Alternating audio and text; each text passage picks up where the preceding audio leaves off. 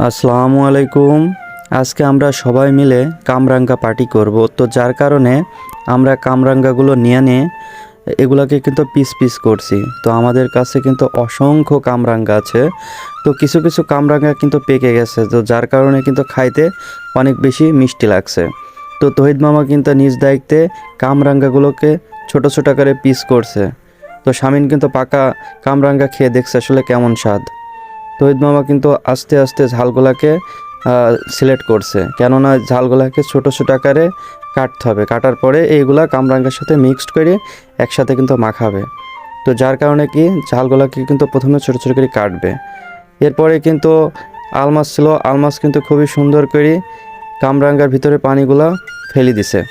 তো দেওয়ার পরে কিন্তু ঝালগুলাকে এবার ছোট ছোট আকারে কাটছে। তো ঝালগুলা কাটার পরে এই ঝালগুলা কিন্তু কামরাঙ্গার ভিতরে দিয়ে এগুলাকে কিন্তু সুন্দর করে মিক্সড করবে। এই যে দেখছেন যে ঝালগুলা, এখানে কিন্তু যে ঝালগুলা ছিল সবগুলাই কিন্তু ছোট ছোট আকারে কাটা হয়েছে। তো কাটার পরে এগুলা কামরাঙ্গার ভিতরে দিচ্ছে। তো কামরাঙ্গাগুলো কিন্তু আগে ছোট ছোট করে কাটা হয়েছে। তো এখানে কিন্তু অনেকে উপস্থিত আছে, তো সবার নাম আমি প্রকাশ করছি না, ভিডিওর ভিতরেই কিন্তু আপনারা সব দেখতে পারবেন। তো তহিদ মামা কিন্তু সব কাজগুলা নিজের হাতেই করছে। আপনারা অনেকে জানেন তহিদ মামা কিন্তু অনেক দিন যাবৎ কিন্তু প্রবাসে ছিলেন। তো প্রবাস থেকে কিন্তু কিছুদিন আগে কিন্তু আসছে, তো আবার হয়তো কিছুদিনের ভিতরে চলে যাবে। তো অনেক পুরনো স্মৃতি কিন্তু আমাদের সাথে শেয়ার করছে। তো স্মৃতিগুলো কিন্তু আসলে অনেক স্মরণীয় একটা দিন। তো এখানে কিন্তু শামিন, রতন, আলমাজ এবং তহিদ মামা এছাড়াও কিন্তু আরও অনেকেই ছিল। তো সবাই কিন্তু এগুলাকে সুন্দর করে মিক্সড করার পরে তো সবাই কিন্তু একত্রিত হয়ে কিন্তু এগুলাকে খাওয়া হচ্ছে।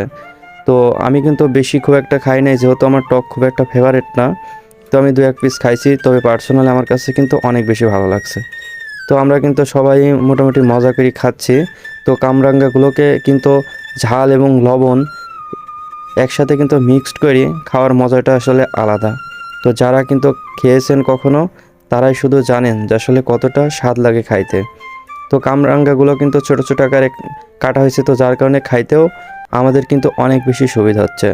তো কিছু কিছু কামরাঙ্গা কিন্তু ছিল যেগুলা পেকে গেছে মধ্যে, তো যার কারণে কি কামরাঙ্গাগুলোকে মিষ্টি লাগছিল। তো সব মিলে কিন্তু কামরাঙ্গা খাইতে আমাদের খুবই ভালো লাগছিল, এবং দেখতে দেখতে কয়েক মিনিটের ভিতরে কিন্তু কামরাঙ্গাগুলো ফুরিয়ে যায়, কেননা কামরাঙ্গাগুলো কিন্তু খাইতে অনেক বেশি স্বাদ হয়েছে। তো যার কারণে সবাই কিন্তু খুবই তাড়াহুড়া করে খাচ্ছে, এবং সবাই বলছে প্রচুর স্বাদ হয়েছে।